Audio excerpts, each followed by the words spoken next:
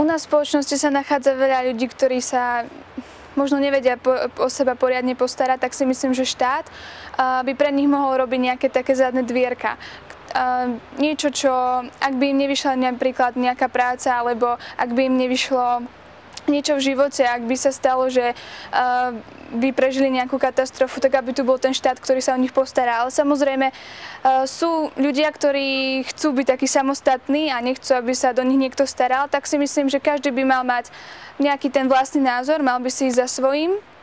A ak by náhodou niečo nevyšlo, tak potom by tu mala byť tá spoločnosť a ten štát, ktorý by mohol pomôcť.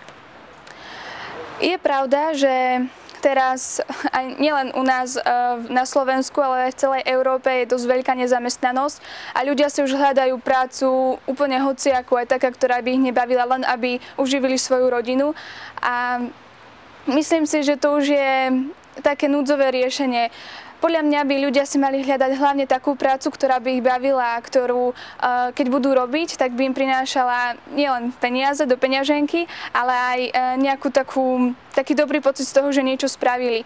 Ale samozrejme, keď je niečo také, že ľudia nemajú prácu a už by nemali ani ako prežiť, že by im nemala nikto pomôcť, tak už tú prácu, ktorú im ponúknú hociakú voľnú, by už mohli zobrať.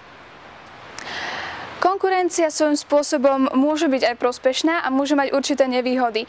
A firmy medzi sebou môžu súťažiť, či im môžu vlastne zlepšiť nejakú produktivitu, alebo súťažiť, kto bude mať lepší nápad, takže by to mohlo byť vhodné aj výhodné pre spoločnosť. Samozrejme, ak je nejaká firma, ktorá prevláda viacej ako nejaká iná firma, nemyslím si, že je to správne, lebo potom nie je tu možnosť pre rozvoj tej firmy, alebo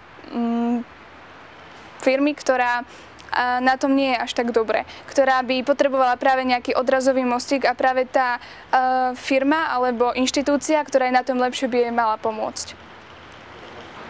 Myslím si, že firmy by mali mať určitú voľnosť alebo spoločnosti, pretože sú rôzne cesty, ako sa k danému cieľu môžeme dostať. A ten štát alebo tí ľudia, ktorí vedú štát, si nemusia mať práve tú istú mienku ako tie firmy, ale samozrejme ten štát by mal kontrolovať, aby sa zase nestalo niečo, čo by bolo neprospešné pre spoločnosť alebo pre ľudí v štáte. Každý človek je iný a každý človek vlastne má iný potenciál pracovať alebo robiť určitú prácu, ale myslím si, že každý by mal byť rovnako zaplatený za to, čo robí, či už to robí rád alebo nie. A pre tých, ktorí majú radi svoju prácu a robia niečo naviac, tak pre nich by mohli byť tie platy práve za tú prácu, čo spravia navyše, vyššie. Že základ by bol rovnaký, len pre tých snaživejších by to bolo lepšie. Súkromné firmy predávajú výrobky skôr drahšie ako tie štátne, lebo tie štátne sú riadené štátom a ten štát vie, čo tí ľudia približne potrebujú a čo je výhodné aj pre tých ľudí, ktorí nemajú dostatok peniazy. Kdežto tie súkromné firmy sú skôr hľadia vlastne, čo dá do svojej peňaženky, ako by najviac zarobili, tak myslím si, že by to malo byť tak 50/50. Aj tie štátne, aj súkromné podniky.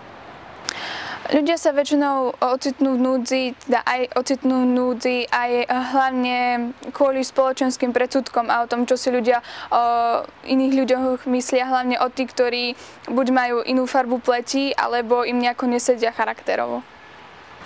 Druhým najdôležitejším dôvodom, prečo sa ľudia ocitnú v núdzi, je podľa mňa aj určitá smola.